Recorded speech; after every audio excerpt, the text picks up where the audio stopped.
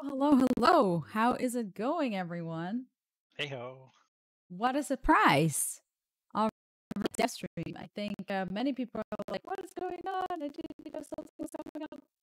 But yet, here we are. How are you guys doing? I hope you're all ready for some new content because we got some pretty big, exciting things coming up for you all. So we Yeah, start. yeah. Okay. For some reason, I wasn't sure if you were talking because, like, I saw you like your mouth move, but I hear no noise. But yeah, What do you mean? content. Yeah. So update 1.4.1. Okay, so just a disclaimer. Bad audio. Is my audio bad? Like, what is it? Do you guys mic It's constraint? it's probably it's probably like this little stuttering. Is my voice okay? Can you guys hear me at least?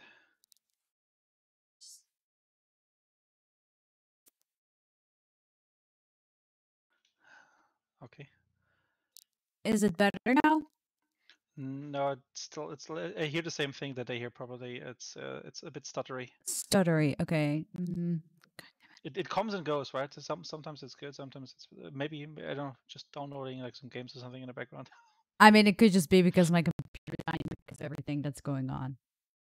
Like, so what I was gonna say, even if I'm stuttering, what I was gonna say is like PowerPoint might crash. It has crashed a very huge amount. Yeah, but I have the mic in front of my mouth. No, but I'm not using Voicemeeter. I'm using Direct BC. Dennis could be louder. I could be louder. I can try to make it a bit closer, maybe. No, it's fine. Let me know if you. I mean, it should be way bit louder. I really hope that my mic. Is it really that bad? Oh my god. Yeah, but the thing is, I don't know if that will do anything. Let me just do this.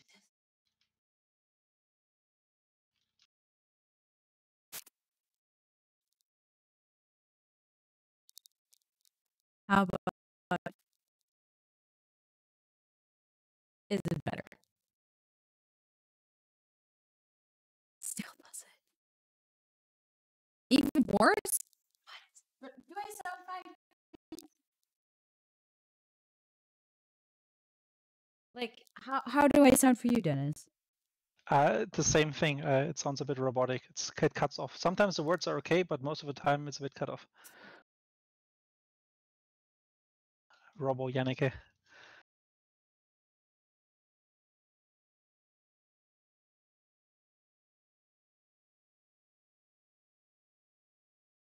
It's all part of the suspense. It's just to keep you guys waiting and getting more excited about what we actually will present.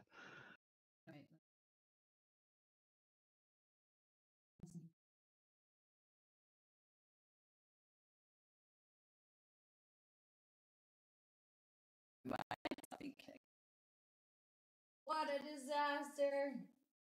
Technology hates me today.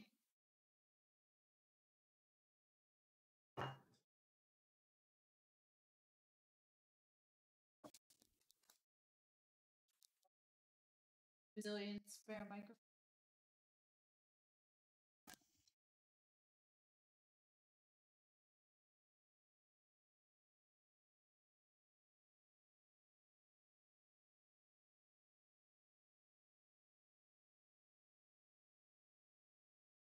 It's all just part of the big plan to get even more viewers in here before we start.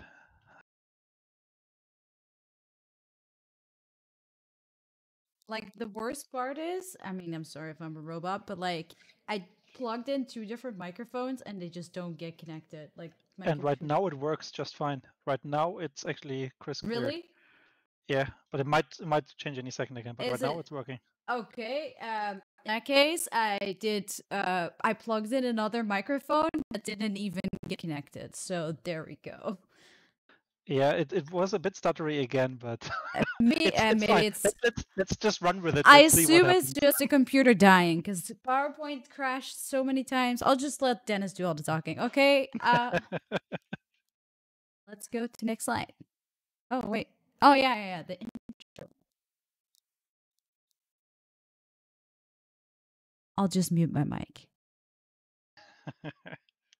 All right, here we go. So you guys been seeing like 1.4 recently, right?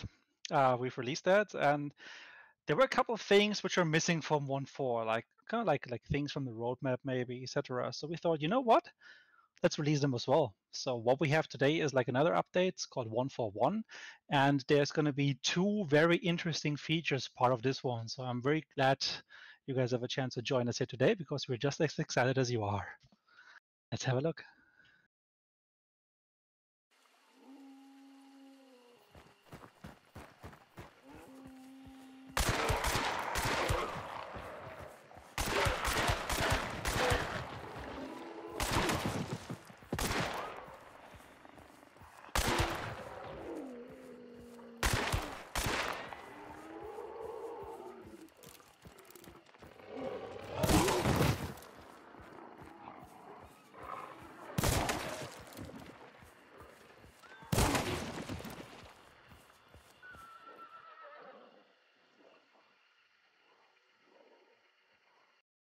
So there, you got it. Dual wielding is coming.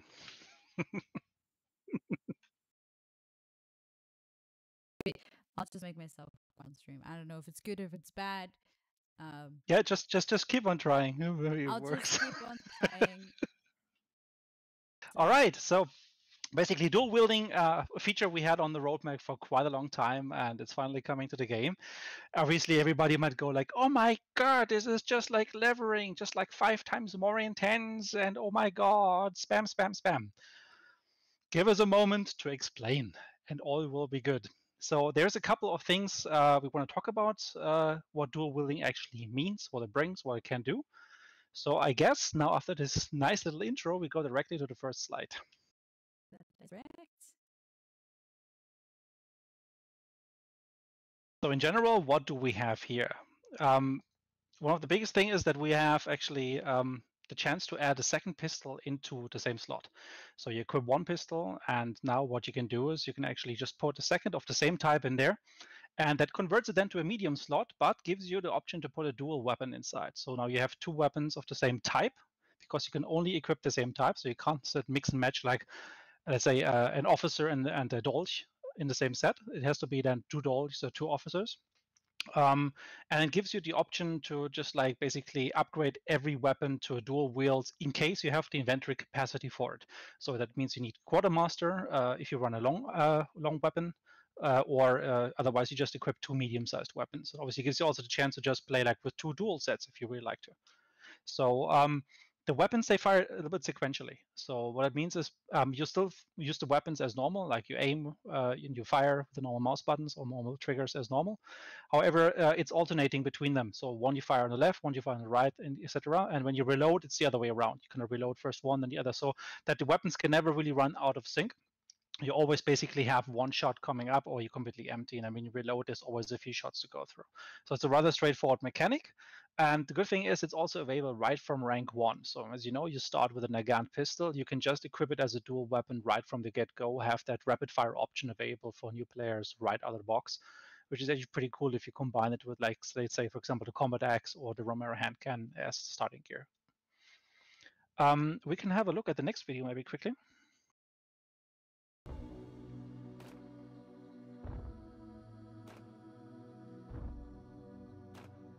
So what you can see here is basically new poses when you have them equipped, and then as you look at them, you'll see them as a medium slot. The UI is not fully finished in this video, so it looks a little bit smaller. It should be a medium size, but currently it's displayed as a small size. And then if you go forward with that, it actually shows you how to equip them. Actually, no, can you go back? Yeah, just go back one more. Or dev screen only comes in a sec. So what you can see there is that if you click on an empty slot here, you can then select, say, the PAX pistol here, and a little icon appears right next to it. So, and if you double click on it again, or if you just click that icon, you then convert it into a medium slot. So it's rather straightforward from the interface, makes it very easy to use, and just becomes a new option for you depending on your sizes. What we hope is that obviously the medium slots become a little more attractive that way. like because obviously there's not so many cool, interesting choices there at the moment, we think. But with dual wield as a medium choice, I can think of very good combinations with like for example, a Mosin Obres or even like a shotgun, depending on how aggressive you want to play. I think yes, sure. I really am afraid that I sound like I don't know what, but I'm just gonna. You sound awesome at the moment. It all works. Okay, let's keep it going. Oh, that Next. breaks again. It's probably about excitement. Don't get too excited, and then probably the voice works. I'll keep my excitement down. So Okay, then go let's to just have a look how it looks on the dev screen. So as you can see here already, it actually also works for legendaries. For example, in this case, someone has been equipping the new Hedera Mortiferum and also the Benefactor the chain pistols basically in one set. In this case, I think the one that killed you is the Hedera that did the kill shot. That's why it's listed as a name. But this guy actually had both of them equipped. So what you can do is you can have like two legendaries of a type. You can mix and match them as long as they're the same weapon. You're completely free to use dirty, contrabands, or any sort of combination.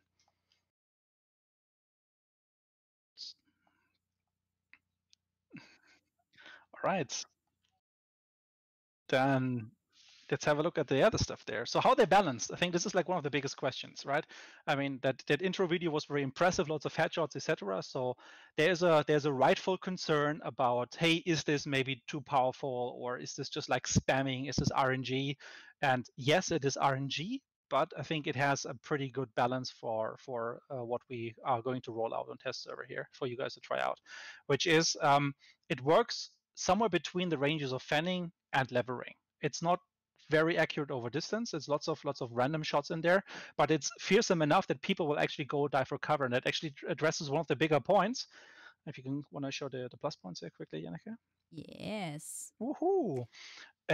It has obviously that fast rate of fire, right? That's awesome for suppressing. It gives you a chance to kind of like saturate because of the ammunition that you have, like a certain area for quite some time. So you can keep actually someone down. What we've seen in playtesting is people actually firing at windows, at doors, depending on the type of weapon. Like an uppercut, for example, obviously just punches right through. But like even with the compact weapons, it's threatening enough that people don't really poke around the head because you might still get that lucky headshot from it, right? So you kind of take it serious that people are spamming with that weapon in the role of a suppression gun, but it's actually it actually has the ammunition to back it up, right? As a backup weapon, as a sidearm, you can do things that normally you would not want to use. For example, you're levering Winfield 4 because when you get closer, you don't have to punch to actually kill someone properly.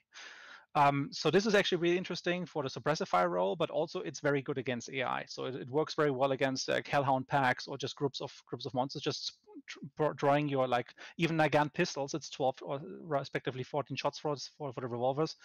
It is a powerful sidearm and gives you a bit of a like punch where maybe normally you would not want to be like exposed in the open against a pack.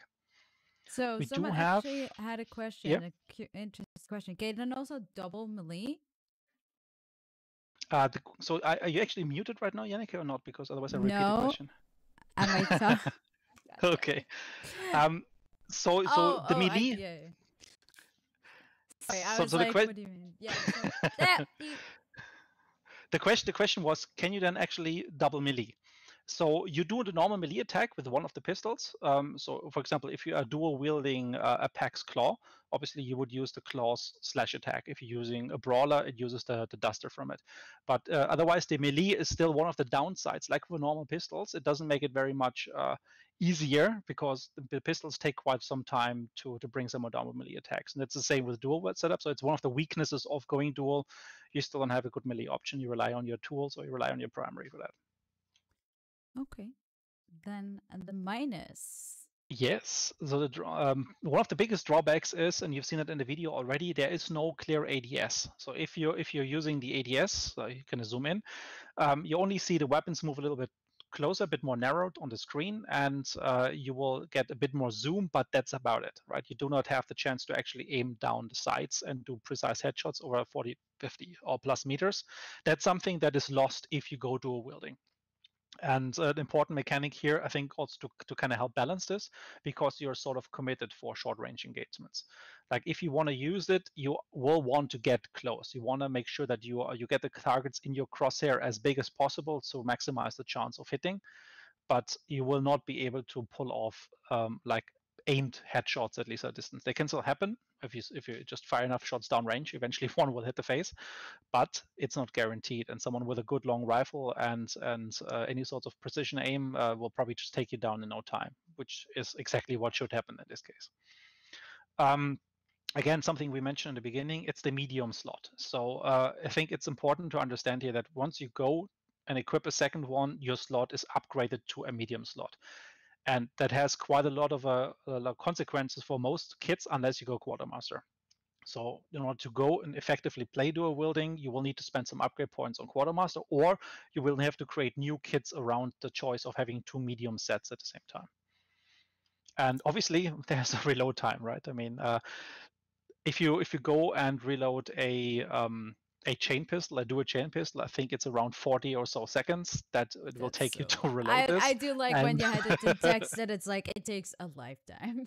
It takes a lifetime. It's you're having a great time until the gun is empty, but then you should maybe reconsider swapping to a second one or just pulling back a little bit, because you will take some time until you're back in the fight, at least with a full capacity.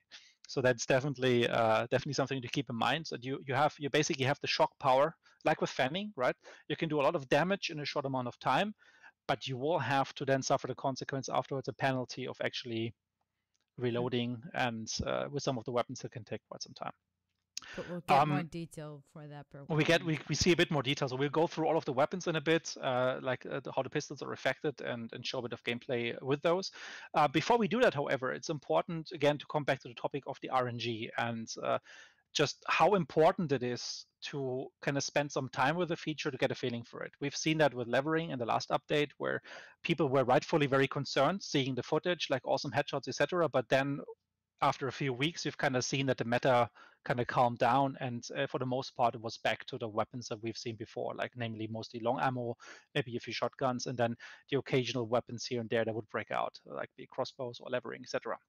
In general, what we've seen with the levering rollout is that wind fields became more prominent, like they doubled in use.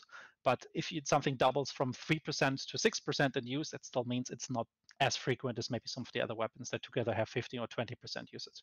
So I think levering was a very good success overall, but it didn't completely change the game. And dual wielding, we're very sure, will be on a similar level. It will allow for new tactics. It will allow for new loadouts. It's a very stylish option. It's fun to fire them. Even just peppering the side of a building and suppressing someone is really good fun. But it is actually something that will probably not steer the meta too much, because that precise headshot at a distance is going to be so much more worth nonetheless. So exactly. In order to hit home with that point, we have a couple of mock gunfight videos. And it's actually interesting because we have never done this before for DevStream. It's the same fight multiple times replayed, basically, just to show you like sometimes how quickly or how long it takes for that to kill, just to show and prove the point of it actually is very much dependent on RNG the further out the target is. So let's start with the first example quickly in the first try of that. So example 1, I added the example. I thought it was easier, and let's go.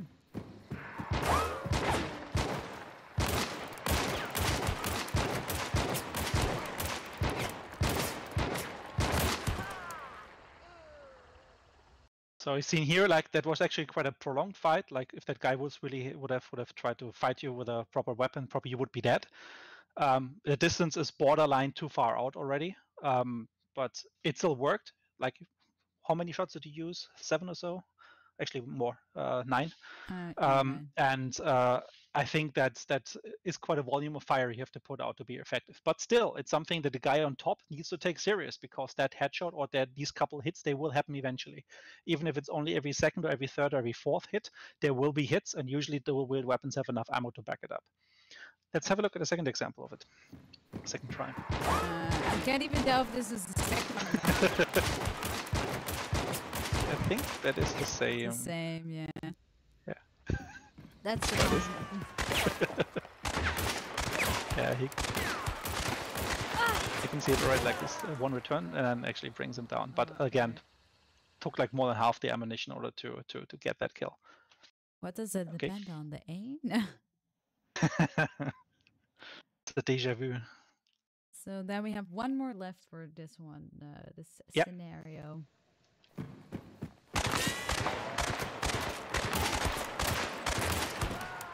So in this case, lucky one just died instantly, right? That can happen, and that will happen.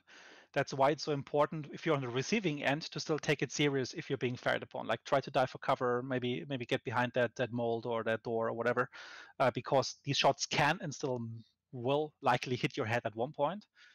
So it's great for suppression, but it's not great if you want to make sure you want to just headshot a guy quickly up on the roof. For veterans, like probably not as reliable as just using a single pistol of that same type. Exactly. All right. And I mean, in general, obviously, something is good. They can actually hit people really fast, right? I suppose. Yeah, the fire rate is a little bit higher, right? Obviously, like it's very interesting for single action revolvers, like the ones that you need to kind of cock the hammer back after every shot. You can do this while you fire the other one, so that's why you get this natural increase of fire rate with it, right? Like so, while you prepare one to fire, you can fire the other one, and then just makes everything overall a little bit faster. It's not as fast as fanning. Like fanning is just crazy in comparison. It's like double the speed sometimes. Yeah. But again, it depends a little bit also on the type of weapon you're using, and some of them work better in dual wield. Some of them work maybe a little bit harder. Again, it's finding the right weapons for your choice, for your playstyle. And in the end, just like with fanning, some weapons have advantages and disadvantages there, and you will have to expect the same, obviously, for the dual wielding. All right, let's have a look at the second example. Yeah, we got if I think for this one.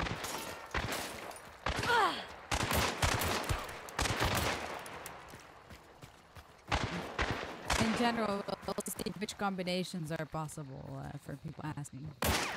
Yeah, so basically every single pistol that you have in the game right now that you can equip is possible to be used in dual wielding. So any of them can be upgraded to a matched pair. That's what we call the dual wields, and basically be used as a medium slot in that purpose, in that role. That goes for silencers, that goes for chain pistols, that goes for the semi-automatics, that goes for everything we have. But again, because it's systemically working for all of them, some of them actually might not be the best choice for it, or only in particular loadouts or for particular situations. All right, let's try the second one.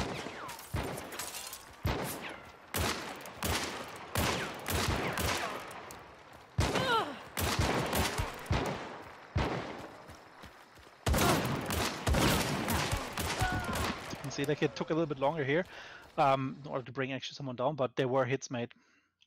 Did you say they were hits made? Mistakes happened, shots were taken. Do we just want to go directly to the third one? Yeah, just go directly. Let's just roll them. It's just about so that you guys can have a look at how the same fight might turn out very differently because of that. So like the closer you get, the more reliable it works. If you go to a medium type of distance, it can turn into a bit more of a luck game where one of the other takes the first hit. Maybe it's also lucky.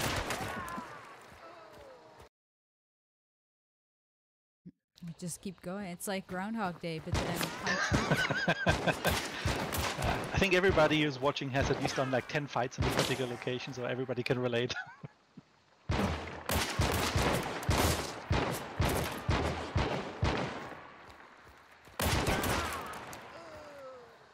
It's not a trait. No, you don't need a trait to use. Yeah, double. You can use it right from the get-go, but we will also talk about a trait a little bit later. Oh, okay. I was like, did I add it? Yes. So now existential crisis. Now we're changing a little bit because I think everybody is curious to see how the uppercut is faring as one of the most like favorite weapons of the community. So let's look how that holds up in duel. As you can see, like I'm already like slowing down. I'm not spamming this because the kick is really immense. Like the recoil is much stronger than if you would use the weapons one-handed.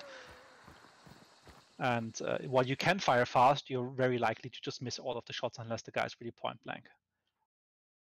And what you notice also in some of these videos, and it's really interesting, is it's down to how you as the player would like to pace this, right? So weapons, they kind of work independently from another.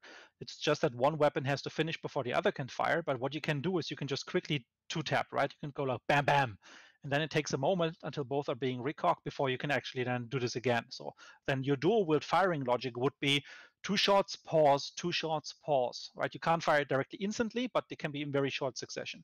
Or alternatively, what you can do is you can try to find the rhythm based on the weapon and the fire rate, where you can get a continuous stream of bullets downrange, where you just like wait a little bit until the one is ready. You go like a bam, bam, bam, bam, until the weapon is empty. It really depends on how you want to use it and getting a feeling for it, but also doing the little mishaps in between where sometimes like you accidentally do a two-tap or like it makes it feel very natural. It doesn't feel too artificial. It's like you're still in control of the shots, but it's down to how you develop a pattern there in order to make most use of it. Like the weapons that are easier to control, like with the weaker bullets, like a continuous stream might be the best option. While maybe if the guy's coming around the corner, you just want to quickly hit him with like 2 shots in short succession.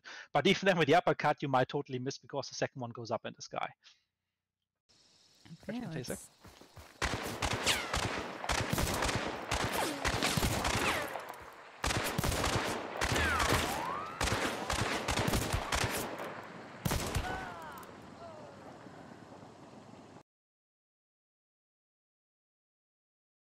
I mean, and I think that's the last one, right? Yeah, exactly. No, was this not? There could be one more.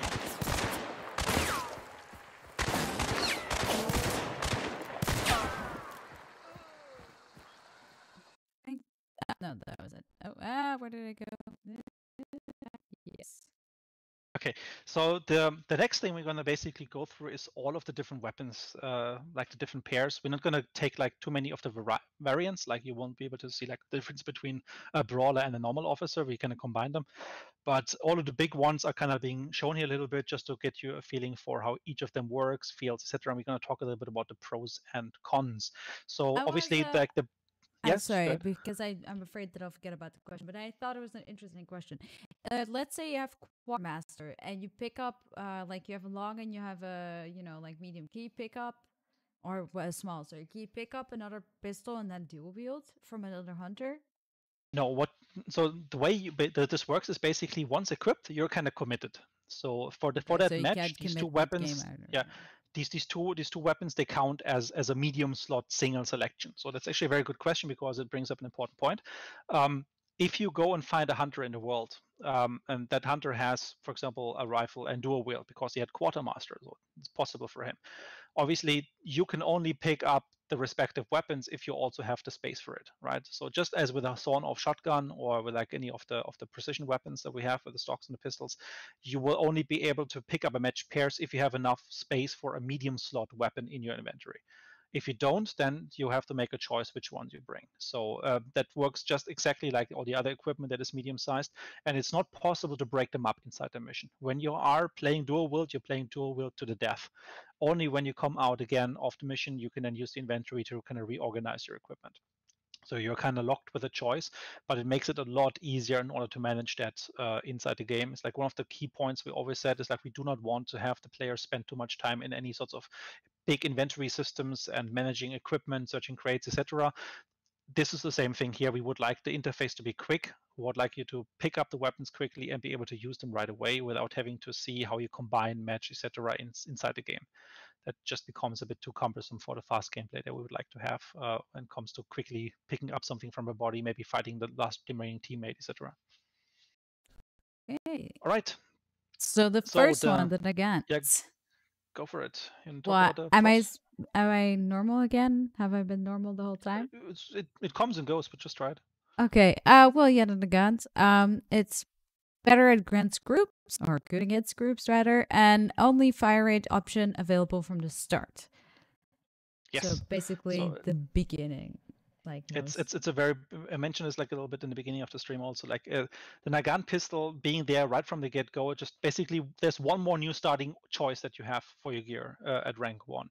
And I think that's going to be a strong one also because specifically when as a new player you're fighting against hordes a lot, the dual pistols actually make quite a bit of a difference in order to kind of hold your ground, specifically against like hellhounds, etc. So it's a good choice, and it's very stylish. So very likely players will also be drawn to it. So it might help people to kind of stay alive for the first couple rounds and reach the next level. Okay, then I'm gonna see All an right, example of let's have a look.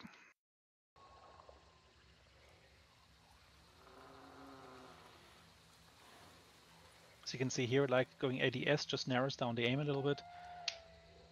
I think that would be super tough for me. Like,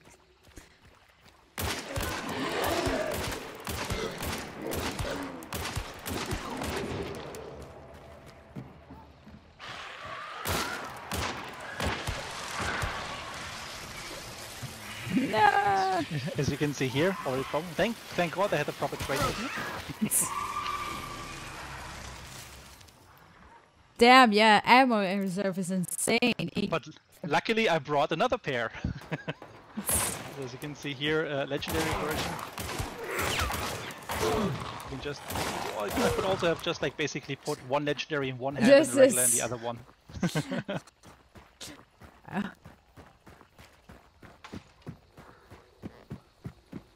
So it's like you get a lot more firepower, but obviously you still have to keep an eye out for your animation every single second. Like I will be running out of ammo against this guy, and well, now I have a problem. So, like being able to obviously use the terrain, make sure you kind of like take time to reload, like with any of the weapon, is still gonna be a thing, unless maybe you bring the chain pistol. That's really strong in that regard. But it's something which still just opens up so many more options, and against the mobs, it's just so much nicer.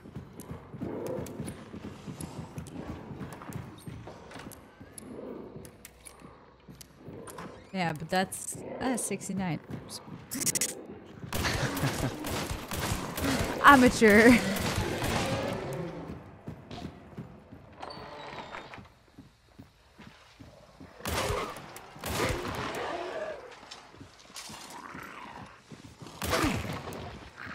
Hey, Dr. Cross, we lost him.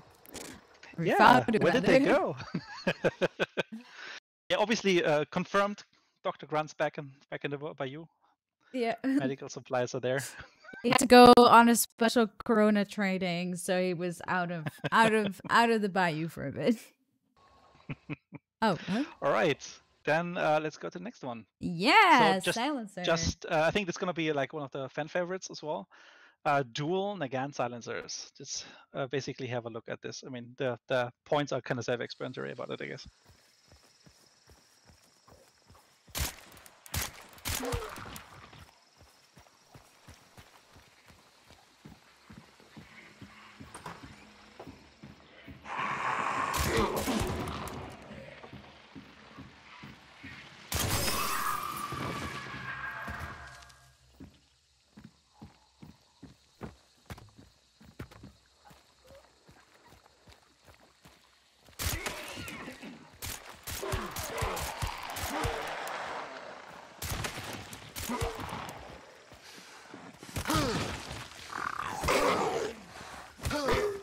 You can see here, like the melee is really just like the normal pistols. Yeah, that would be fun. I definitely think the double silent gun will be able. Okay, so we have the officer and the brawler. High rate of fire and good control. I mean, most of it is going to be the videos, obviously. Yeah, I mean, they're also rather self-explanatory. Like, I mean, video is super slow. Something is stuttering. I mean, my computer's having a hard time with these videos. Okay, this is a 70-pager like running out of memory. I honestly I think it is. I don't know the CPU or the it's not even working. I think I played the last time as well. There was one video that was super laggy. Wait, I'm actually curious. Is this one right? See, that one is fine. Well, okay. I mean, the officer is really just like a little bit faster shooting than a normal Nagant. As you can see, it's double action, right? Like you don't need to pull back the hammer. So obviously the officer is just going to be like leaning itself very nicely to dual wielding because it can turn out such a high rate of fire. I think that will be one of the favorite picks, in my opinion, especially if you combine it with the brawler version, so you still got a good melee alongside. So yeah, curious to see how people like that. Let's have a look at the Corvo conversion then. Yes. Yeah, I can hear my PCs lighting up. On fire right now.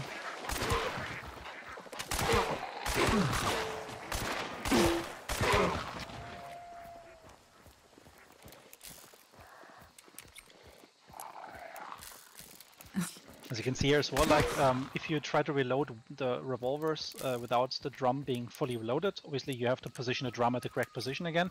That's being done here by the nice spin animation, as just the same logic as we have on a single pistol. So again, the thing with the revolvers, always ideally try to reload them fully, because then you don't have to do any sort of waiting time to align the drums to the firing.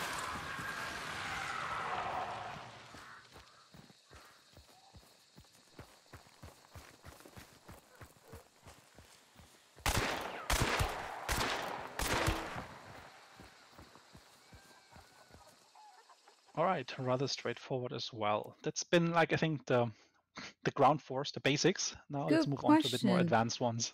Actually, yeah, sure. I don't know if it still sounds bad. But someone says, do you also get weapon XP? I don't think so, right? I would count as one. In terms of earning weapon XP, what was that? Double, if it counts as double weapon XP. Yes. No. It will count as single. So you're just making progress. Yeah. I mean, every kill you make will still give you XP. Like, it's not going to be double the XP just because you hit him with one of the two. But you do make progress towards normal unlocks. Yeah. So the poor man's machine gun takes a lifetime to reload. Yeah, but this is going to be the one that is going to be a bit more special, I think. Did you add the you add the reloading to it, like the whole reload? I did not, but there is something later on where we might see something like that. I wonder if it's to do with you have to take my word for it. It's like 40 seconds to reload. Or like 39 something maybe with the last tuning we did.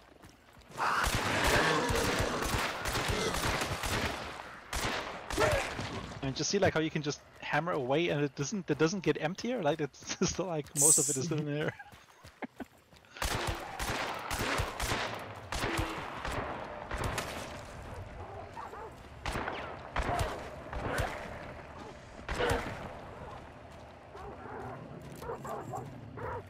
No, let's just top it up a little bit there. You can already see like the rate at which it goes up, so it just really takes a long time to reload fully. You can also see is like specifically the ear muffing, like the shell shock when you fired the weapon too much. That stuff obviously becomes much more apparent on you will get much faster to the level where you fire just too many shots and you start like getting audio and like audio impairment.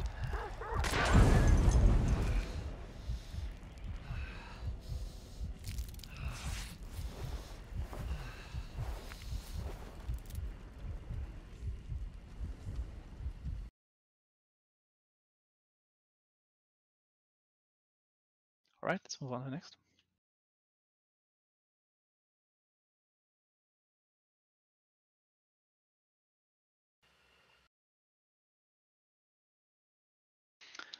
We've seen a little bit of that one before, but now like a proper clip focusing on it. So yeah, this one, like, you really want to take your time pulling shots off with this one.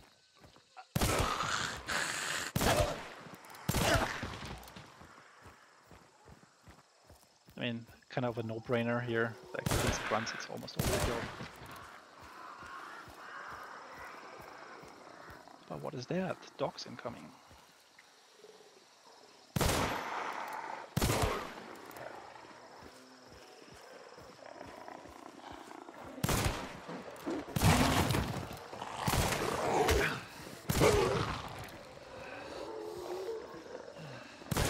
Bullet, so definitely a problem here. That's over to the backup.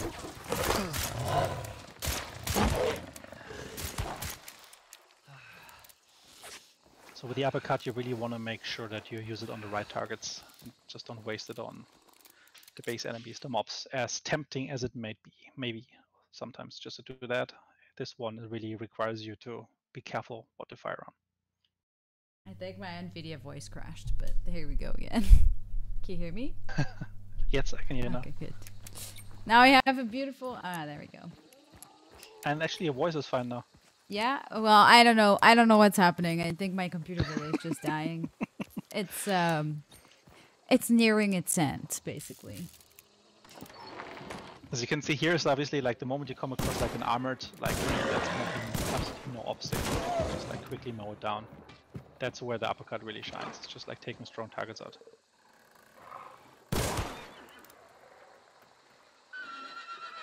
Let's hope it stays smooth. Yeah. I was just happy. Okay, no, I'm not gonna jinx it, but like, I was just happy that PowerPoint didn't crash again. So, knock on wood. So yeah, that's the uppercut. Yeah, and it's a nice Kamacite moon skin from Calamity. It looks amazing. Oh yeah.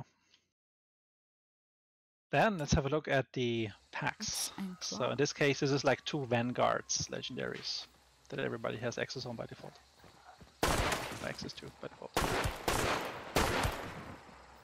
You can see here, like this kicks also a lot more already than the compact pistol, so I won't be able to just like keep up the same fire rate maybe than you can with a Nagant, Corporal, or a Officer. But still, it does feel better. I don't know why. It feels amazing actually. Like it feels really very controlled or something. I don't know.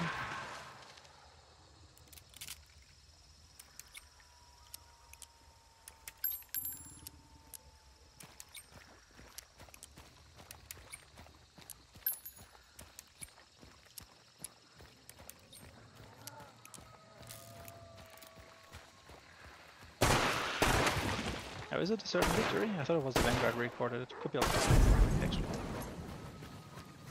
I do not know. If Vanguard is not written on top of the barrel, then it probably isn't. What? Oh, that's not the weapon. I don't know. I never played this weapon, so I honestly don't know. Yes, I think it's a certain victory actually.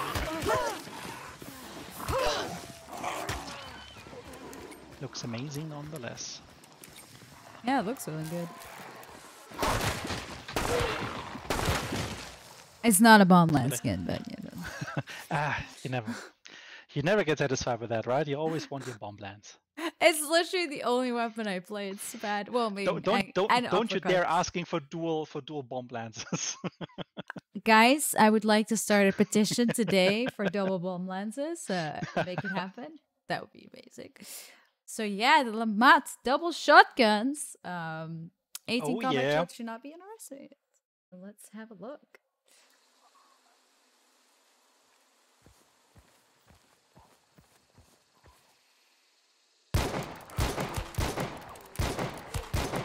Damn.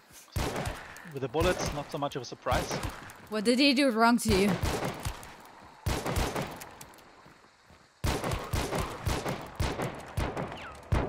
But the interesting part starts now. Pressing X, swap into shotgun mode.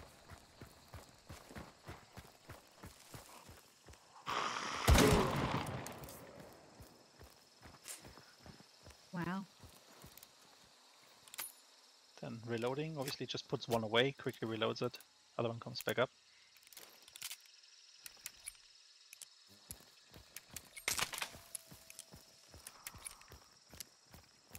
So that basically gives you the firepower of a cavalry rifle as part of a dual wield setup. The cavalry rifle hand cannon, that is obviously. But it definitely is a force multiplier, having like 2 shots, so you can have one more as a follow-up. So I think Lamat dual will be also one of those fan favorites. Yeah, now we're getting into Bornheim/Dulce territory slowly but steadily. So yeah, yep. Bullet Grubber doesn't work if you have a double build, so make sure that you don't get it. Because you have no hand. Yeah, exactly. And obviously you will spam through a lot of ammo. Burn through a lot of ammo.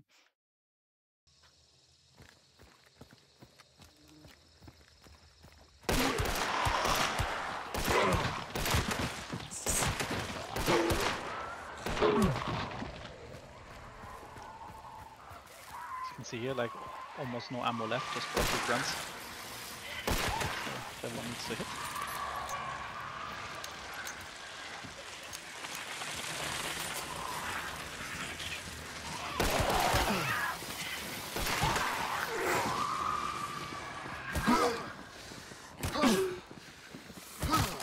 Yeah, hit that guy good. Yeah, it's good to underline this again. Like melee really is one of the drawbacks for such a set, right? You don't have much of a melee option, just like with the sawn-offs or with the regular one-handed pistols. Like unless there's any sort of melee attachment on Never them, have that issue. I don't know what you're talking about. But yeah, so it was like, oh no, we don't have the extra reload that we're used to normally. But yeah, obviously it's Too bad. Too bad. Got your hands It's hard full. to. Yep. So So yeah, and then the favorite. Obviously, again, bullet grubber doesn't work on this one. And this is what you want to invest in if you really, really want to make sure you don't have any money left at the end of the day. I mean, just pick 4 of them in 2 pairs. It's like a good 3,000 almost, right? This is the way how to burn money, and it is effective, but only to a certain extent because again the recoil is much stronger than on the regular one. You don't have the ADS, so it's gonna be for the special occasions. Let's have a look. when you feel rich.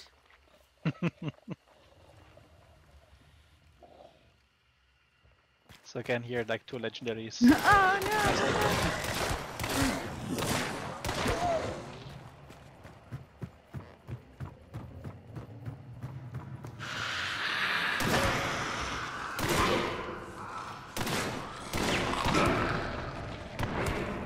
You've seen it a little bit there with the grunt. It's actually rather easy to miss a target up close just because of the way the gun kicks up.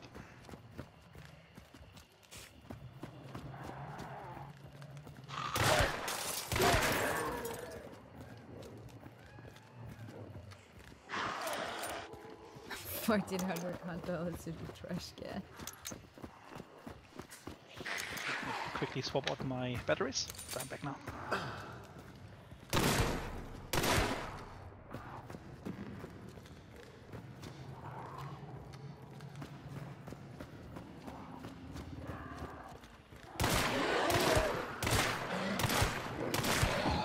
Again, armoreds are usually not a big deal, but they are also not a big deal if you have a single one.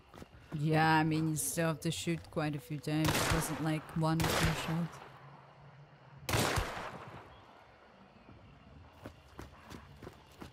And again, melee takes a bit more effort.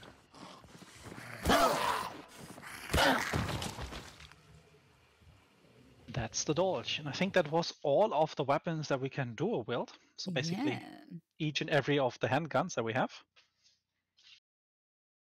And So then, let's take a look at the new trait that joins the whole thing, ambidextrous. So ambidextrous is basically giving you a little bit of a boost for reloading. It's not massive, but it makes a difference. We'll see that with a chain pistol in a second. And obviously it unlocks the clip reloads. So that way, with that trait, you can actually do get faster reloads with the weapons that support it, like at the moment it's the Bornheim and the Dolch. And it just makes the whole thing a little bit more easier to maintain in general. Let's have a look. So yeah, we have like 2 empty chain pistols here. Nice Hedera Mortiferum. And where normally it would take you 40 seconds, I think it goes to 25 seconds roughly with a reload time. It's still quite a lot, right? But you might be able to just like in combat, just quickly get like 5-6 additional rounds in rather easily. But obviously with something like a chain pistol, it still takes a certain amount of time to finish the whole thing. It's not going to be just insta reload. The trait is, I think, 3 points. And I'm not sure if you see where it unlocks, but I can look it up in a second. Not sure if you had it on the slide. no, I didn't. I'll get that information right now. Yeah, so the new trait is 3 upgrade points and it unlocks at rank 44. The tag is basically, the tagline is quicker reloading of match pairs and custom clip reloads for semi-auto pistol sets. All right, then once there's more. There's more. Now we have to see that. We have to see the entire reload again. I can go through that. Cheater. Because we still want to see how it looks with the Dolch. Yeah. Sorry, I wasn't.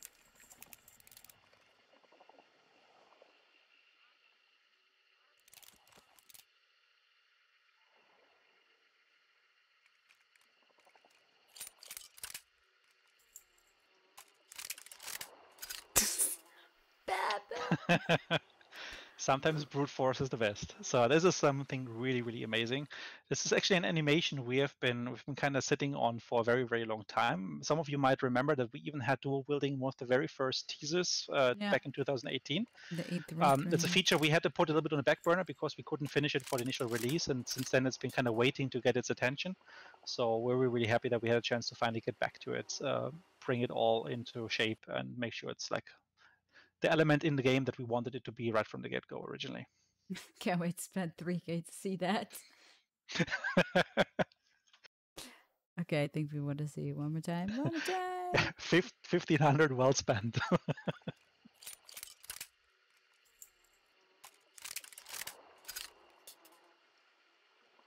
There you go.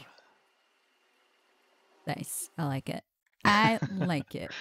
All right, so the whole interaction to dual wielding goes hand in hand with a few smaller changes, however. So it's in order for us to bring the balance in, we're going to reducing some of the extra ammunition, primarily for the compact ammo pistols a little bit, because it also obviously has a knock-on effect on when they're being used in dual wield. And also with the recent changes to the boost in damage for compact ammo, we think that's like changes which are absolutely fine, because to be fair, whether you have 35 or 21 X rounds, people probably most of the time will not run out of ammo with that anyways. But with dual wielding, actually, there is a reason for balancing for us to want them to run out. So therefore, the reduction. I can maybe, if you want, we can quickly go through them one by one. Yeah, so the guns from obviously base version variant, or not variant, from 35 to 21, and the officer from 21 to 14, the Bornheim from 15 to 10, and the Caldwell conversion from 30 to 80. Yep. So the basic cheap ones that have the most ammo, but specifically those that tend to get spammy, we had to kind of pull back a little bit on, because I think it's important from a balancing perspective, because otherwise everybody just runs around with dual Bornheims all the time, and that can be an issue. Okay. Moving on.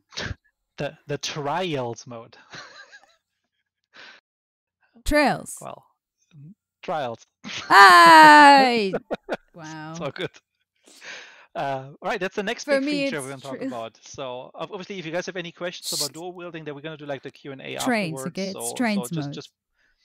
just bring it out there, and let's talk about the second feature now. What is this? What is this? I totally did not accidentally show something of it because it was still open PowerPoint. What? No, that was intentional leaks as always. What is it? How does it work? So Trills mode. Yeah. Just go for it. Go ahead. And I mean, you can. Okay.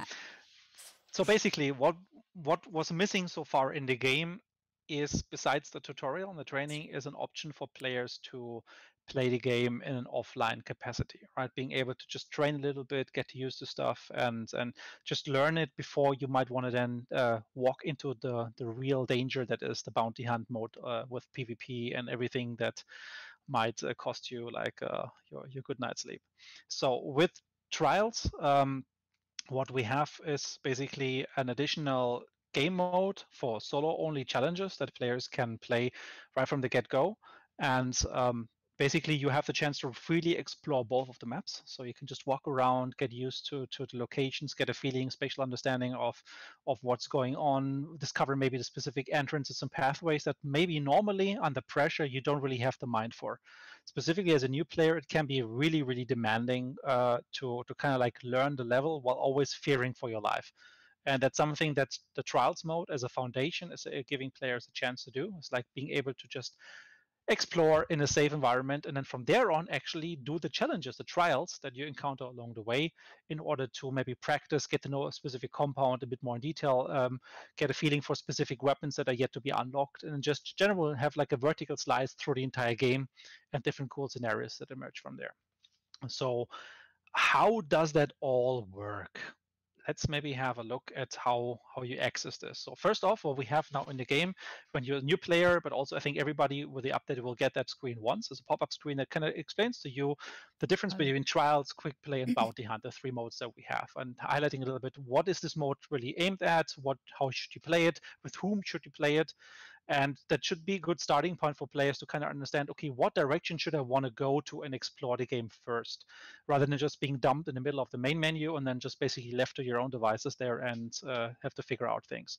So we hope that new players will have this a little bit more as a hand-holding mechanic that allows them to understand where to go to in the game and just find their way around, see if they feel like they would go directly into Bounty Hunt because their friends, they pressed them on to buy the game, actually already waiting for the invite, or maybe they just like basically want to try a little bit first, like do a parkour or do certain type of challenges, or maybe just even go to quick play. It's all here, it's explained, and hopefully it's a bit of a helping choice for the players in the beginning to see where they should maybe start their hunt adventure.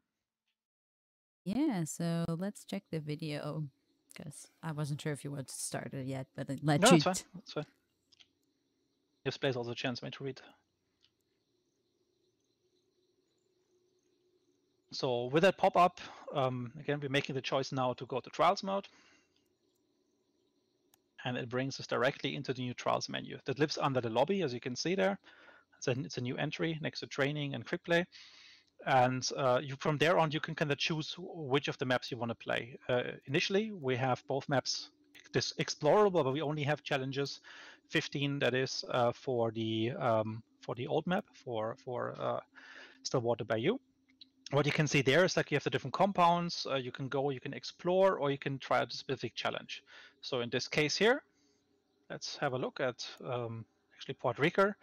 Port Rica currently has one parkour challenge. There's 3 types: it's parkour, sniper, and wave. I'm going to talk about them in a second. And let's just load in, and that will be the next video then.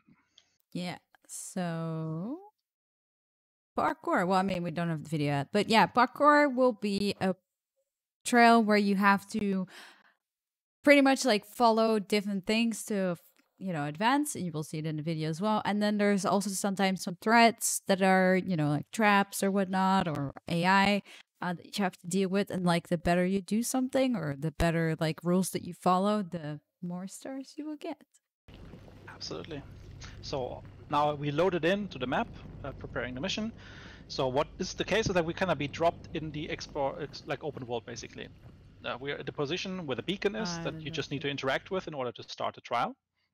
It shows you on the left on the left side, like what the narrative is, what the objectives are, etc. You can just walk away, you can wander off, you can find other trials if you want at this particular point. But let's just play this one and actually see what happens. Just also to explain. Oh, no. Well, hardest kill 20 grunts and no checkpoints mixed. It's because Dennis is in the way for that one.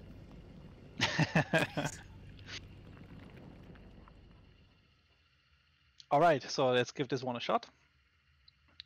Basically now the challenge is loaded in, and we're gonna play this. In this case, is a parkour. Obviously, everything is about maneuverability. They kind of differ from one another. Like this one is about silenced weapon and traps on the ground and just avoiding it. But it's up to you how you want to do it in the end. Like you can I can clearly tell you've played it already. Yeah, but spoilers. I'm not gonna finish it with 3 stars. So, but like it's something which is really interesting because it gives you like a chance to see, okay, you have like a few seconds until you can get to the next checkpoint. So you might have the chance to quickly take a breather there, reload your gun. But it's down. In this case, that's where I messed it up. I stepped into a trap. That's why I can't consume the hard and the medium challenge anymore because I actually took damage. But we're still gonna continue here. Just for 2 seconds, and there we go. Next one. No, I don't. All right, let's continue. Really weird. I'm sorry.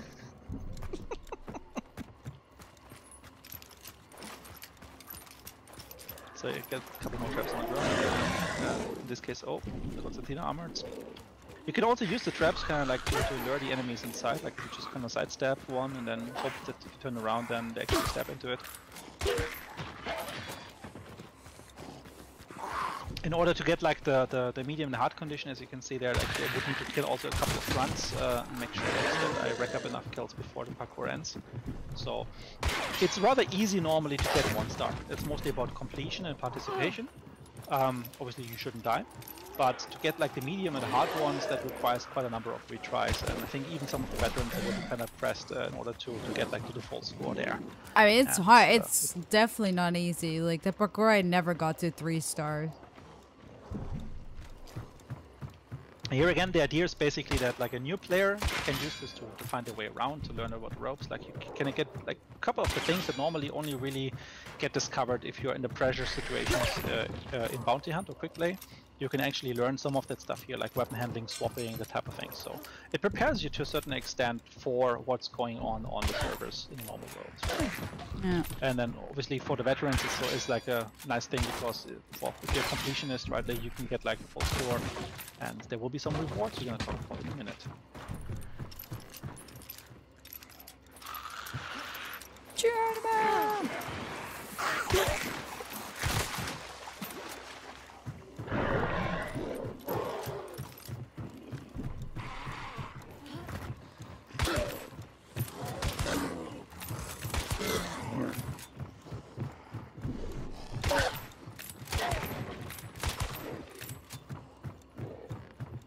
We can do it.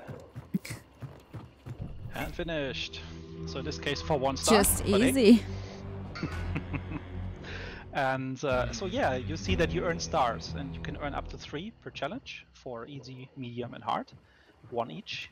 So that means there's quite a number of stars that you can rack up if you do all of these challenges. As I mentioned before, there's like 15 in the initial package, and that means all compounds except for 1 in the old map will have a challenge.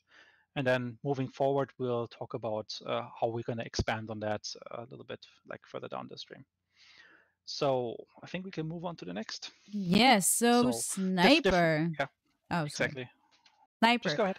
I mean, we don't have a video for this one, unfortunately, but you will see that soon enough. But basically, the way it is, you just have to kill a certain amount of targets, and the more obviously you kill with headshot, obviously, within a certain time, then basically you get more stars. Honestly, I've been doing this the whole time. It's super addicting to get to 3 stars. It's like every time, like 1 off or like 2 off, and it's like... It's just really simple, but it works very effectively because it was actually really good practice. So it's like, I liked it. So yeah, you have to do challenges basically against the clock, and there's a specific zone where AI will spawn. There's also like different variants of it. So okay, guys, let me give an explanation. Trail, like just say the word trail. I hear like TRAIL, trails mode. And not trial, because that's what my brain is. It's like the same word, okay? Leave me alone. I'm a foreigner. So the sniper challenges and the wave challenges, it's like the other 2 types. So we have 3 types total: parkour, sniper, and wave. And while sniper obviously also has different variety in there, so like depending on which location it is set at or what type of weapons you have, like everything differs a little bit. Sometimes there's going to be also certain fail conditions, like you must not kill anyone with burning. So obviously, if you have a sniper challenge where there's emulators walking around, you want to be extra careful. So that just adds this additional layer of challenge in there for completing like the medium and the hard goals, basically objectives. So it's something that we don't want to take away all the fun here. So obviously it's something that you guys would want to probably check out by yourself on the test servers. We talk about it a little bit later. And in general, what you've seen with the 1 parkour example we've shown is like the usual time frame, how long such a trial lasts. Like we're talking about like something below 5 minutes, quick action burst, nice things to try out, like promoting certain equipment, and maybe also even teasing some of the weapons. Like there's going to be a trial with a Nitro Express rifle, hunting meatheads. Obviously, that's going to be very fun. There's one with an aftermat where you have ammo boxes, so you might want to make sure that you don't ever run out of ammunition with this one. So it's basically the combination of interesting gear, interesting locations and enemies, and then also certain conditions that you need to make sure you fulfill, and that all under time pressure. So it's a pretty exciting mode, and it's something that we want to expand on moving forward as another pillar within Hunt. And I'm pretty sure there will be a number of people who really enjoy that, because maybe it's just the first entry point into the game for them, and they can use that to kind of learn the ropes a little bit. Or also other people who just don't really want to have the pressure of PvP all the time. They just enjoy playing some of those in between here and there. Question: is it also possible to manage to get 3 stars with a controller? I saw that question in the chat. Yes, absolutely. It's possible, but it's hard. It's definitely going to be harder. I mean, this also depends, I guess, on who is playing, because like I can't do that for the life of me. But it is been tested also for console, so don't worry. Okay, and then we have waves. Kill and banish special AI against the clock, and obviously don't get overwhelmed. Yeah, so basically we wanted to introduce something which feels a little bit like a horde mode, but we don't want to have like hundreds or dozens of AI because our game is not set to deal with this very well, right? You have weapons that are hard to reload, take time because they're products of the era they were built in. You have scarcity in resources, so like it takes time for you to get the ammunition together. So it would be kind of going against the core principle of Hunt, which is like using your brain in order to think about how to approach a situation and sometimes even avoiding contact, right? It's not just about killing mindless hordes. So the wave mode is basically interesting because you're not just sitting in a corner on a tower somewhere and just shooting hundreds of grunts. It's actually that you need to go out into the wilds and actually kill specific enemies and then press an interact button on them, banish them technically, for the next one to show up. So you need to also come out of your comfort zone. You need to be keeping moving around. And again, the gear and the locations and the enemy constellations we have come up with, they kind of make this an interesting experience because we're depending on the compound. There's some new things to think about that maybe in a different wave challenge you didn't have to think about. Okay, and I know a lot of people are like, oh, do we ever get co-op for things like this? At the moment, this is a solo-only experience, and we have to see moving forward what we have as an option. But obviously, we have the infrastructure from the training mode to do an offline type of experience, but that's very different from a co-op experience. Which obviously, if you have AI, needs certain servers capacity in that, etc. So that's not just an easy step from one to the other. You can't just add like multiplayer into something like this without a substantial amount of cost and investigation. So right now, the trials mode is completely a solo-only experience. I already see some questions. Do we get $100 for completing these? Oh, they ask about rewards. They never just want to play it for the fun, right? They always want to get something out of it. Well, okay, let's talk about earning stars then. How it works. So every trail has 3 levels: easy, medium, and hard. So 3 stars basically. Easy is for everyone, medium requires practice, and hards can be challenging even for veterans. I mean, to be fair, it took me quite a while to get hard on some of them. Like, I definitely have been redoing one challenge for like an hour back to back, just trying to get to hard. But it's really good. I like it. And the rewards. So for every X stars collected, players can unlock rewards. Examples: blood bonds, $100, or a few pieces of consumable and gear. But that's not all, because we also have... Oh no, we also have the video of it first. I was thinking for special rewards. No, this is just the regular rewards. Yeah, so like how this works is you can see now in the top corner there, this is the current amount of stars that you've earned. And then you have the trials rewards. See, it's written correctly there, trials rewards. And then you can see basically for a certain amount of stars that you've earned, you've unlocking like the next level. So we have a couple of basics, like you can get some $100, you get some blood bones, or you get like an instance of a specific weapon, like being able to maybe get like a level marksman rifle, or later on like a Nitro Express rifle, which is actually pretty cool for people who don't have that yet unlocked. And then we do have some exclusive legendaries. So similar to when you go Prestige, there is actually a couple of legendary skins that you can unlock only by playing trials, and therefore obviously grinding stars is going to be the occupation for many players soon, because they would like to get their hands on these skins, because there's no other way you can get those. So we have 2 in the beginning for the 45 stars that you can get, and that's going to be 2 which we show a bit more in detail in a second. Yeah, so exclusive rewards. Yeah, I'm scratching my skin because I have my cat here and it's like a lot of hair. So we have the Tartuffe. Is that how I pronounce it? Tartuffe? Tartuffe, yeah, I think so. Tartuffe? Tartuffe. I don't know. Tartuffe. Tartuffe. Looks really cool. I love that they have the... Oh, maybe I'm blocked? No, okay. You can still see the deer on the back and also the little boar. I really like this skin. It's very pretty. It's really nice. I like it because it's not as dominating visually, right? Like it's a bit more of a subtle, a bit more artistic, small like engravings and just like handcraftsmanship on the barrel and the grip, etc. I really like that. And for me personally, like the Spectre Compact is also a weapon, and the Spectre Bayonet is also a weapon that I actually really enjoy using as well. So yeah, I'm really looking forward to try to grind those stars. That is, I think, like a video that we have for it as well. Yeah, we have a video for all the. It looks super cool with the 2 deers in the back. It reminds me of that knife that's. Oh, we haven't shown that knife yet. A knife that's coming that has some really cool stuff in the back.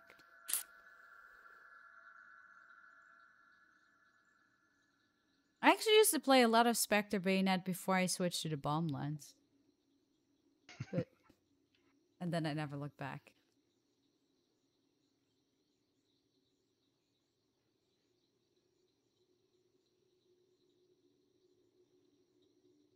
Elk, not deer. I mean, it's a deer, right? Come on, it's a deer. The deer is the animal. Elk, deer. It didn't have any. It's a Bumby. At least that wasn't my image. Yeah, it's Bumby. I really like this one. All right, and then there's a second one. Yeah, and then we have the Cordwainer, the Carabine, also very pretty. It's like leather, pretty much. Like, yeah, leather. And then you have the wood, which is super nice because it's like contrasting with the modern bits. I think better watch a video. It is very pretty, yeah.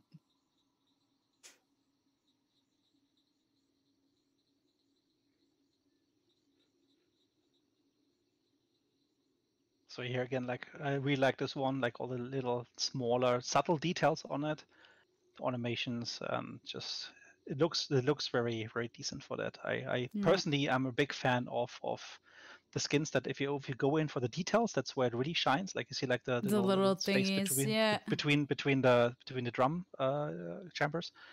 So that's the stuff I really enjoy on skins. But I do also love the fact that wood with the leather, like it's a very like it's a good combination. The materials and stuff are really nice. Yeah, I mean, it's basically the stock of the Nagant precision, also the carbine.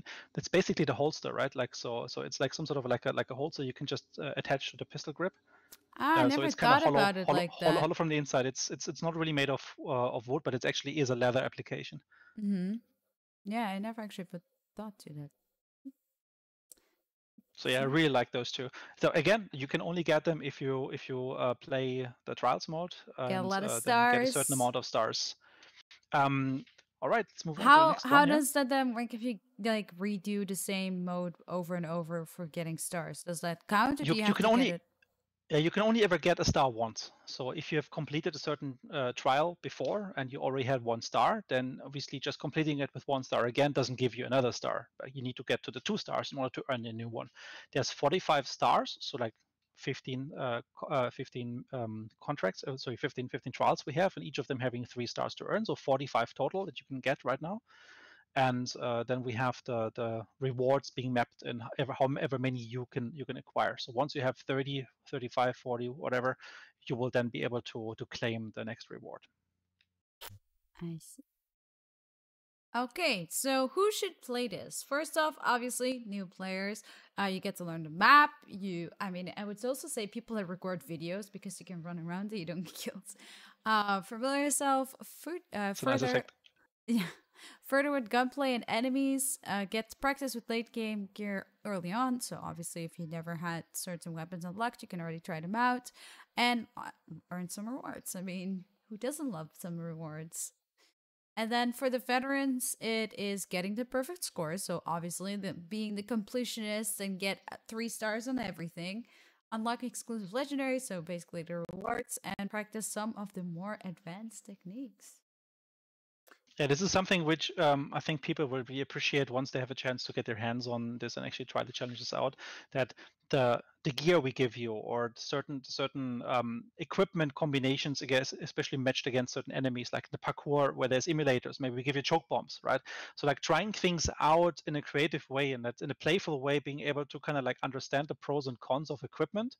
And again, without the try-hard pressure of surviving or against like another team, and where you usually go for efficiency, right?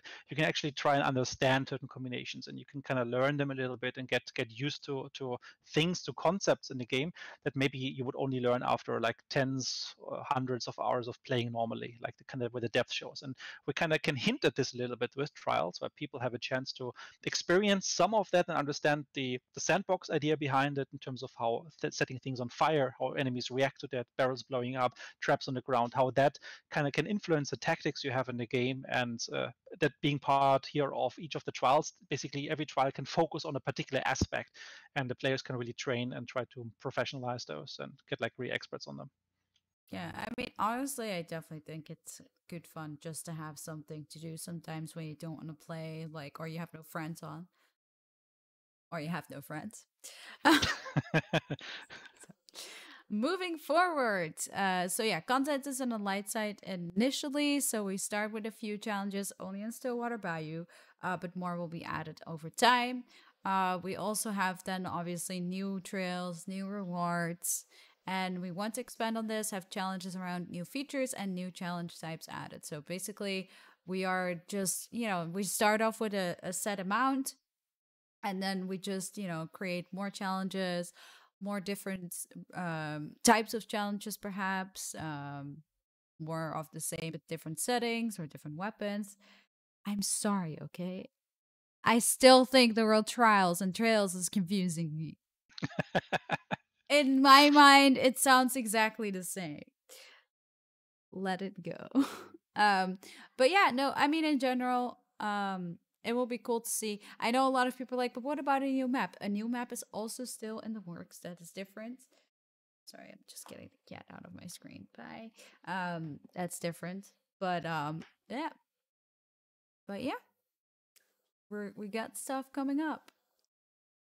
And I think what's really interesting is also that obviously the more of these trials are being added, the more stars can be earned, and that means there need to be new rewards. So obviously it's going to be a different channel for players to also get their hands of some really cool new content in the future as this new mode kind of grows. And it's very important, obviously, you guys give feedback on it. Then once it's on the test server, play it, give us some feedback on what challenges, what trials you actually like, which ones you would like to see more of, which ones might need some more tuning or some adjustments from your side. So it's going to be growing and changing based on your feedback also. So again, play it, give us your thoughts on it, and let's make this like another nice little pillar of the game. Then I think it also has a chance to grow a different type of community around it that are really people who enjoy playing that type of stuff over maybe just like PvP all the time. So actually, someone had a good question. If you prestige, do you lose the stars? No, the stars are permanent, so stars will never be lost. Okay, well, that's good to know then. Okay, then what do we have left? We have some awesome legendary content. Yeah, lost so much hair. So we got 3 more streamer skins for this update. Or yeah, so let's look at the first one. So we have for Sigismund. I mean, I think Dennis can tell most about him because he's a German streamer. Yeah, so Fabian Sigismund is a German streamer, also a professional journalist, games journalist, and he's been supporting Hunt for quite a long time, even before he really started streaming it, and this was mostly because of the YouTube videos he's been making. So specifically, like a German community might have seen quite a lot of the videos, and I think quite a number of people have been drawn to the game also because of it. So in general, since Fabian is an awesome guy and he is doing a lot of things right when it comes to how he talks about the game, how he plays the game, how he has fun in the game, and that openly shows in his community. Everybody sees that he's really loving it, really having fun, and being one of the biggest German streamers playing the Hunt almost on a daily basis. It's about time he gets a nice little skin for it. And the one that he has been chosen, because we always try to ask the people what they would like, is something that I think plays a little bit more into Fabian's military background. So yeah, something automatic.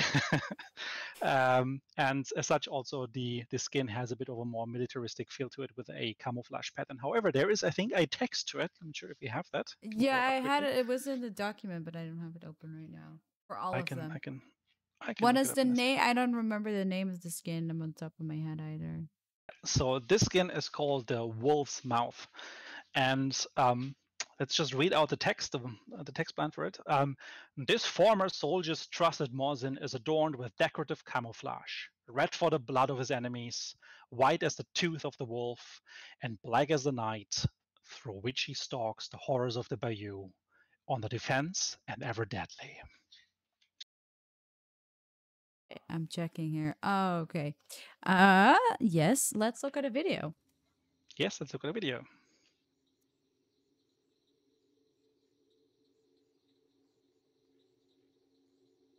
As you can see here, like the camouflage pattern is applied like throughout the weapon.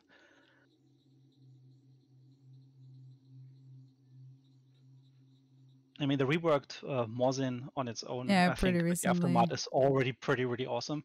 I'm really glad we had the chance to kind of like improve the model a little bit and get it to the final quality. But now, with that being done, like some of the legendary skins that we see, like also the Crossroads DLC one and now this one are really amazing. I like them a lot.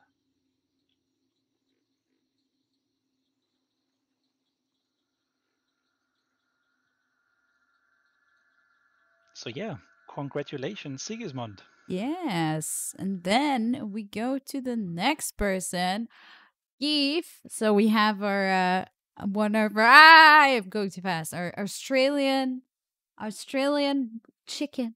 And yeah, he has been playing Hunt also for an extremely long time. We had the pleasure, I mean, to meet and hang out so many times. And he also plays the bomb land sometimes with me when we do tournaments. So I really respect that. I have to point that out. And he he wanted a skin for the lapel, and he did indeed like the idea of what we had for the Australian wildfires. Obviously, we had the fire tom, and yeah, that kind of comes back a little bit in this skin. So he told me that he wanted something. He had actually a lot of ideas for it. He wrote me a whole letter. Let me write the text. So the name of the skin is Spring Chicken. I love it. Though no newcomer to the American Hunter Association, the hunter who bore this lightning blessed label channeled the energy of a freshly hatched spring storm. They say lightning never strikes twice, and in this case, it's because it never needs to. Very nice. So very much congrats to Keith. I know he was very excited. I mean, like everyone was excited for the skins to come. So it's very exciting to finally have it in the game. And I'm very excited to see it in action. So first we have a video of it as well.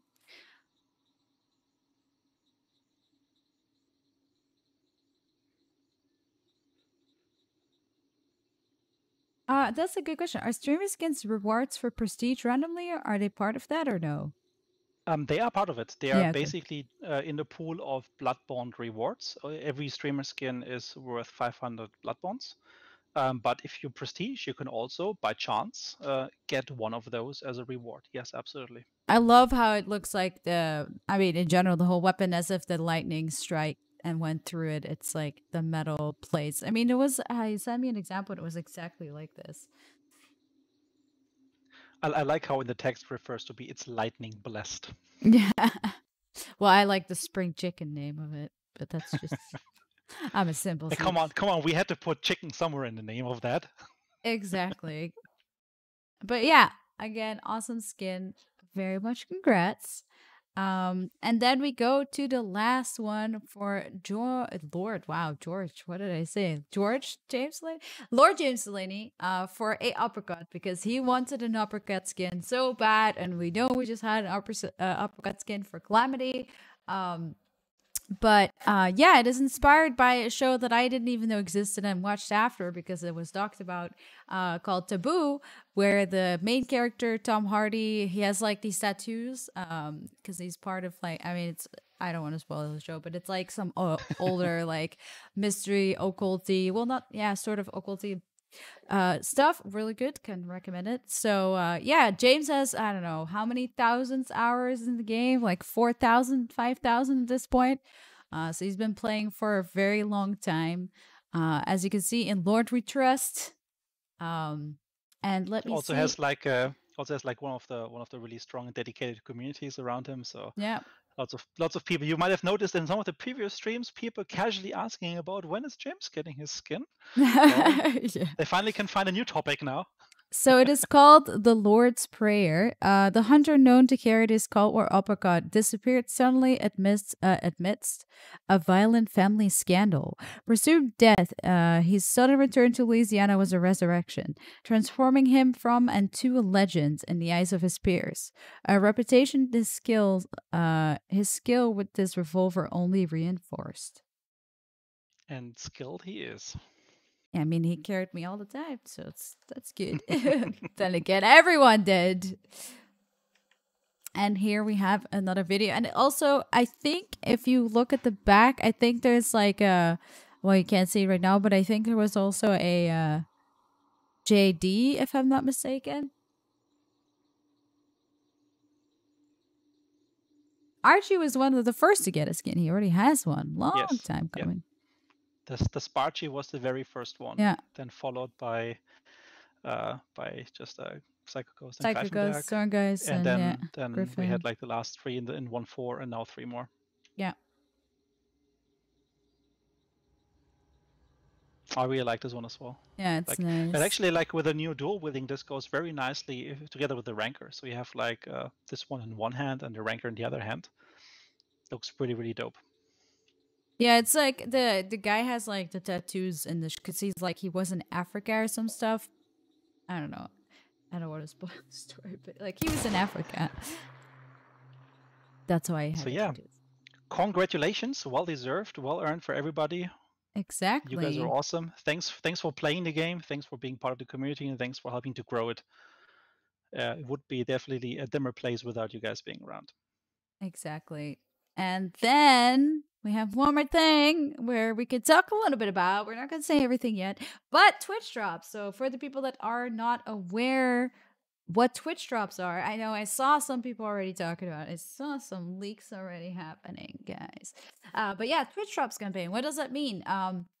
For the people that watch on Twitch, if you don't have a Twitch account, if you're watching on YouTube or Mixer or Facebook or Steam, we do recommend you to get a Twitch account, because the way Twitch drops works is there will be broadcasters that we have selected that obviously, they're HUD broadcasters that will be streaming the game, and while they have the game open during the Twitch drops campaign, you will be able to earn drops.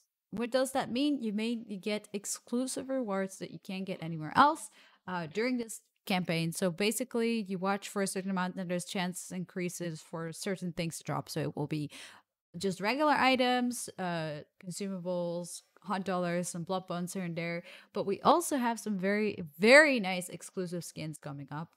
But very soon we'll give you information on that. But at the moment, we just wanted to have as a little teaser, but it is something that is coming in the very near future. Put it in your head.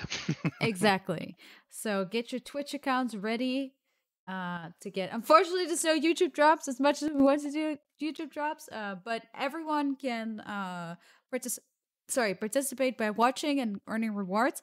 It is not, however, drops enabled for everyone. It will be select amount of streamers for this drops campaign, and yeah, we hope that people get all the drops and watch the people, but all the details will be there. And we'll have the list of like by who you can watch for the streams, etc. Very soon, with all the information, how to sign up, etc. It's very easy. Also, to make sure that everyone know you can participate. It doesn't matter if you play on console or on PC. So all the rewards will be earned for everyone. So as you obviously notice that 1.4 is not on console yet. But that is obviously still coming. But we want to make sure that before see word in the chat and I read it. Before that update, even though it might not be the same update on live, no matter what, everyone will be able to participate in the drops campaign, no matter what platform. And that's obviously something we have to important. You just have to link an account to Twitch, which is something that we'll give information on in the next few days. All right. I think that brings us to the last point then, and that is the test server. So as you might have noticed, there was not yet an update to the test server, and that is because today we won't be able to go to the test server for 1.1. But our plan is to do this tomorrow so that we have it ready for the weekend and you guys can try out all the cool stuff there. We still had a couple of issues to work out, and it was safer for our side also to make sure that we have the service running in a solid state then for tomorrow. But expect an announcement on that, like maybe probably not even towards the end of the day, but more somewhere in the midday or so. Again, it comes down to how quickly we proceed with the deployment. And then you should be able to have some fun with the new features, try out the trials, try out dual wielding, try out the new skins, and feedback to us, please. Because again, I know I say that every time, it's important you guys are hitting the test servers because we need the data, we need the feedback. Only that way can we improve and make sure that we do get the balancing right, we do get all the bugs eliminated. So participate, please. Hopefully these 2 new features will draw a couple of people more in, maybe on 1.4, because they're really like signature features now. But get your friends, play in the evening, even if it's maybe not a full session. Yes, you don't take over your progress, but still you try and play the stuff and you give us feedback. And for us, it's going to be so worth like to just have people on the server and give us the data, give us the information, let us know what you think. It's going to be so valuable for us. So please go and visit the test server once it's up So next. I also Like see someone tomorrow,